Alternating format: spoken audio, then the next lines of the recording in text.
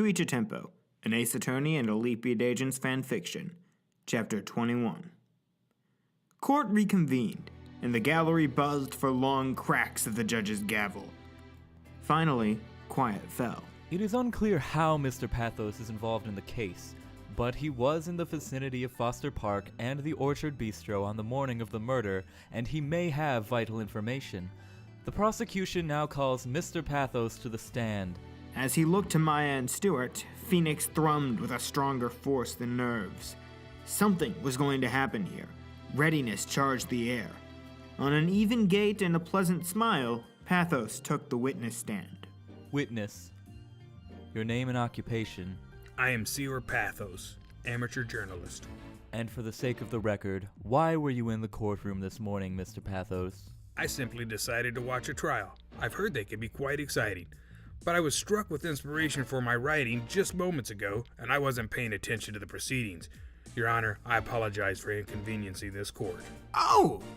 Why, it's no trouble at all, Mr. Pathos. I'm pretty sure it was some trouble. And it would be more trouble if Pathos could play the judge like a fiddle. Now then. Holding a pen ready, Edgeworth flicked a look at Pathos. If you would give your statement once more for the court, what were you doing on Tuesday morning? With pleasure. Pathos looked at Phoenix then, direct, and still smiling small and cool. Did he really think he was going to get away with it? Phoenix's hands turned to fists against the stand. On Tuesday morning, I had an early lunch in the Orchard Bistro. Hold it!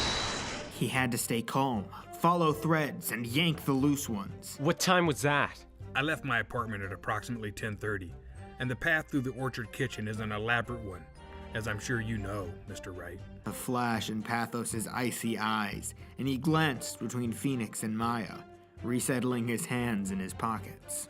So, I would have been in the orchard at approximately 20 minutes to 11. You can ask the good Chef LaFlamme about it. She served my meal. That did match Cherry's testimony, which wasn't the point. The good chef? Are you on friendly terms with Chef LaFlamme? Of course. For all her shortcomings, she is a remarkable individual. I don't mind sharing property with her at all. How graceful. Should we push that? Whether they're friends? Maybe where he was at the time of the murder is more important than why he was there. See where it goes, Phoenix. Let's see where he'll lead us. Hopefully somewhere Phoenix had a map for. And when you were done with your meal? A pause. Pathos blinked contemplatively. As I finished my meal, I began the preliminary notes for my next article. Not long afterward, I left the orchard. Hold it!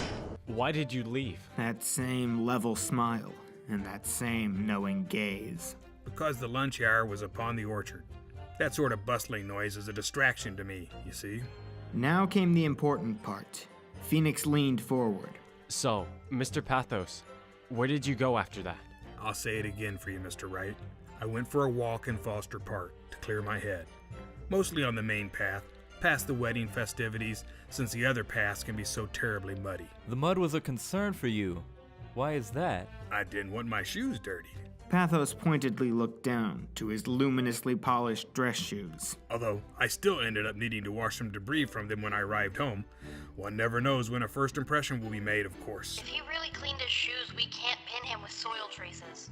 One more lost opportunity. So what did they have? The Nexus pen and the ink on the victim's sweater, and the security camera. And while on my walk, I saw the defendant fleeing the scene of the crime. What? Order! Order! The judge frowned, confused, like a dog just realizing it had peanut butter stuck to the roof of its mouth. Mr. Pathos, why didn't you mention this before? Should I have? My apologies. I didn't mean to hide anything from this court. I'm simply telling the events as they happened. Then you should have been more specific in your prior statement to me. It was a wonder his pen didn't snap in his hand. May I go into detail now, then? I'll be very thorough in what I saw. He's bluffing. Nobody even saw Stewart, right? No one else was on that path, but... Oh, but he's seen it, Jay! He knows the uniform, he knows how agents act in the field. And if he committed the murder... Then he has everything he needs to make up a testimony. Maya, could you pass me the alley notes? She shuffled through papers. Look at the map too, Nick. I marked Pathos's trail on it. Lemon bright highlighter caught Phoenix's eye again. forming a triangle along Pathos' flight path, widening to fill the orchard's alley. Pathos' trail? Of what? I was walking down the main path of the park, enjoying the weather and the music. Hold it! There was music? I believe a wedding celebration was taking place in the park. I recall seeing workers erecting the karaoke stage the previous evening. He knew about the wedding, and he knew there was music. And he felt Stewart's music too, didn't he? With his music sense. That was the only way Pathos could have known an agent was nearby. Picking up on the vibes most people didn't notice. But if there was music in the area before Stewart arrived on the scene... I see. It seems that Foster Park was quite popular that evening. And then what happened? Then, movement in the bushes caught my eye, and I turned back. I saw the defendant emerge from the trees, running. Objection! This is a serious accusation, Mr. Pathos. What makes you think it was my client you saw? You'd like a description, Mr. Wright? A smirk spread on Pathos, slowly. He was wearing a black suit and good shoes, and he had blonde hair, neatly styled. He was well built, and if I had to estimate, perhaps 5'8". He ran as if for his life, on a diagonal across the street and into the Orchard Bistro's alleyway. You sound quite sure of yourself. Because I'm quite sure of what I saw. Pathos turned his gaze to the defendant's box, staring, frost slipping into his voice. The defendant can change his appearance however he likes, but I recognize him. I know what he did. Stewart, holding his head high, looked pale and alone, said nothing. May I ask if you actually saw what the defendant did in Foster Park? If Edgeworth was asking a question like that, in such a bristling tone, he couldn't have told Pathos anything. The days of groomed witnesses and edited testimonies were long gone. Did I see the crime scene? In a flash, Pathos was smiling apologetically for the court. The sight of that strange man made me uneasy, and I left the park to find assistance, I'm afraid.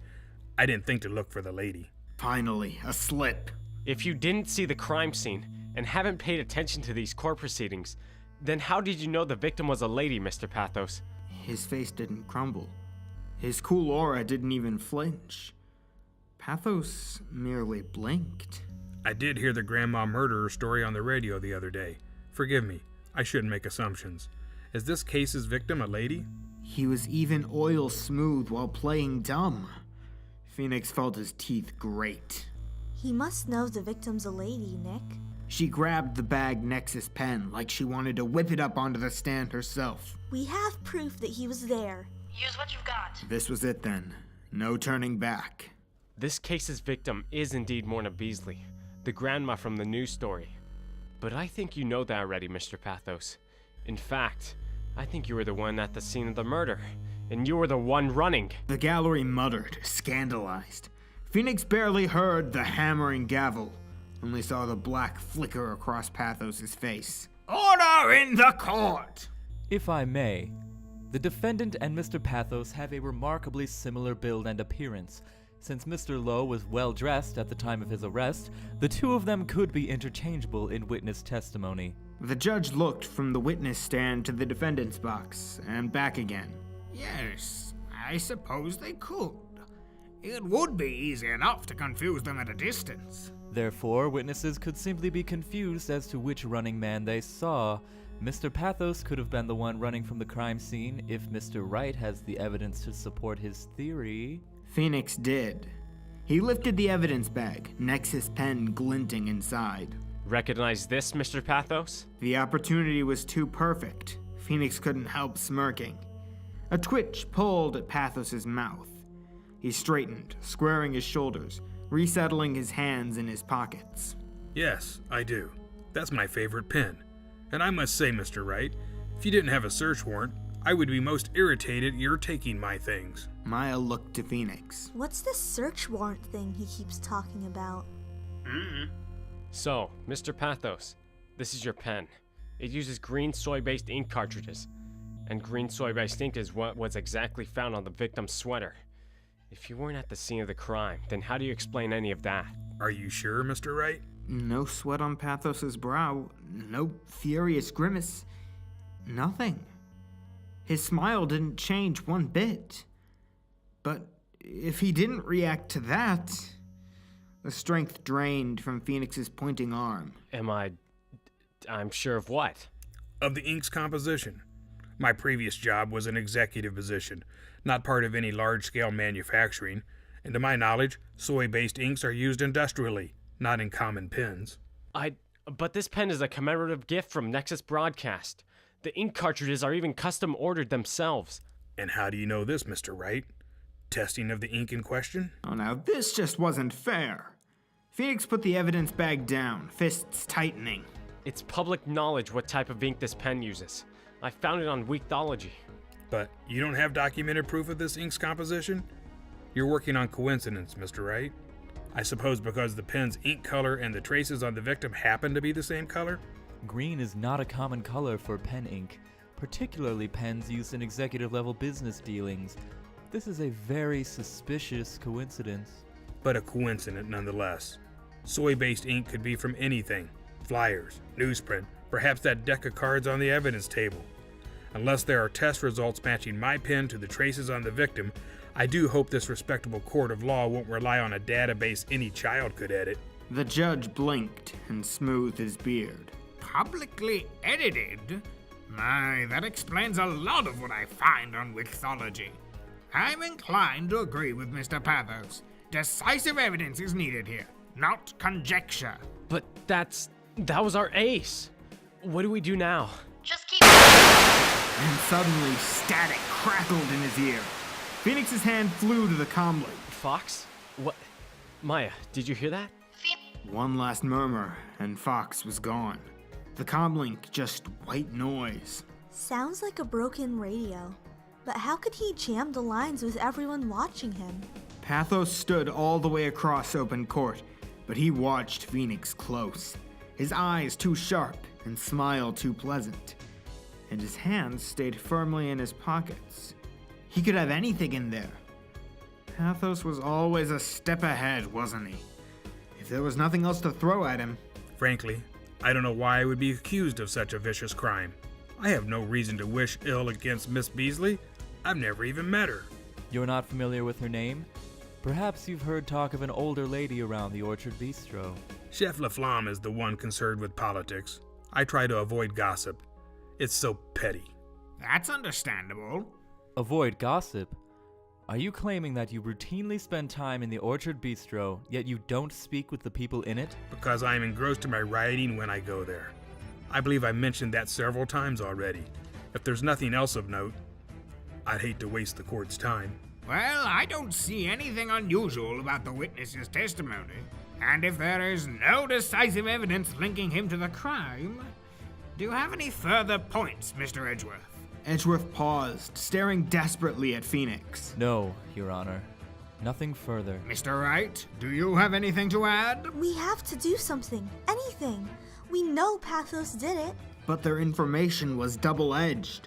Stewart worked with music sense, and Morna Beasley had invoked it, and Pathos hunted it like vermin.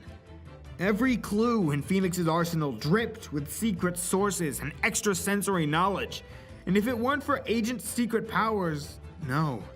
There wouldn't be a thing suspicious about Sior Pathos, would there? No credible witnesses, no hard evidence, not even a murder weapon. Maybe Phoenix could stall. No, he had to.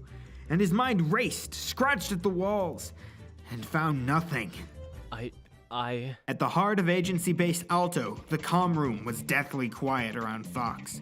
The alt satellite only carried broadcast signals, and the backup frequencies crackled dead. The interfering signal was just too powerful for her reroutes to handle. She could strip everything to its code and hack around any signal ever emitted, but only if she had that kind of time.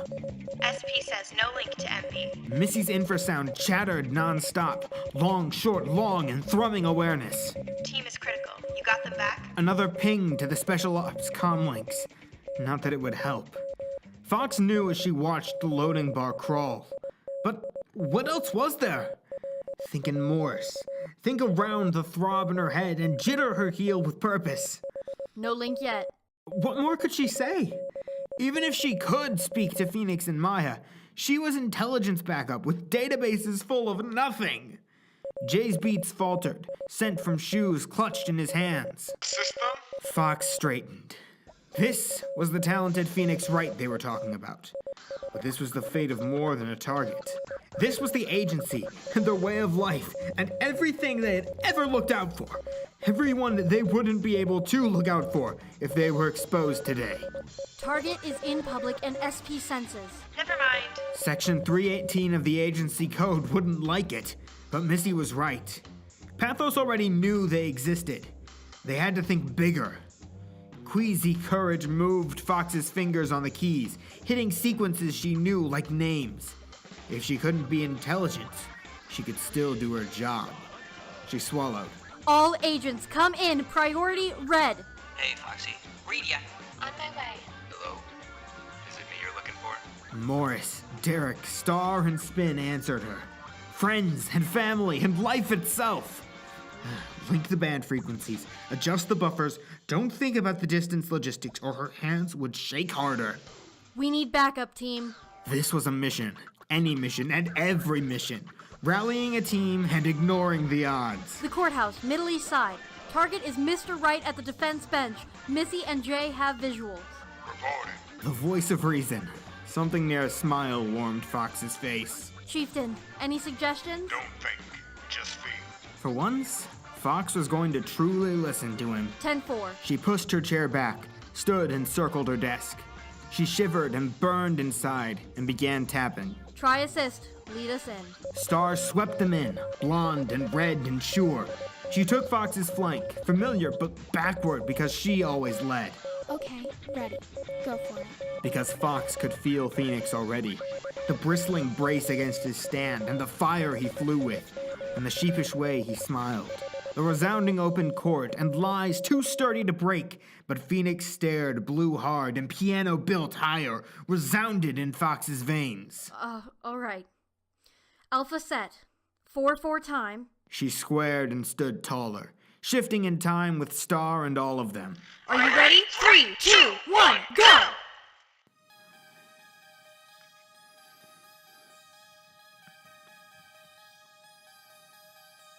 To Each a Tempo was written by Pyrasaur.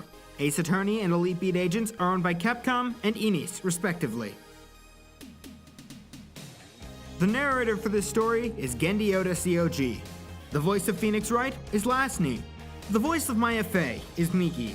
The voice of Miles Edgeworth is Lazy Ace Dia. The voice of the judge is Genndy C.O.G. The voice of Agent J is also Genndy C.O.G. The voice of Agent Spin is Cement City. The voice of Agent Chieftain is Genndy C.O.G. The voice of Agent Derek is Crosby Slupe, the real Slim Shady. The voice of Agent Morris is also Crosby Slupe, the real Slim Shady. The voice of Agent Missy is Airbricka. The voice of Agent Star is Swivel Swirl. The voice of Agent Foxx is Galen Skibyak. The voice of Sior Pathos is Todd Wilson. Thank you for listening, and we'll see you next week.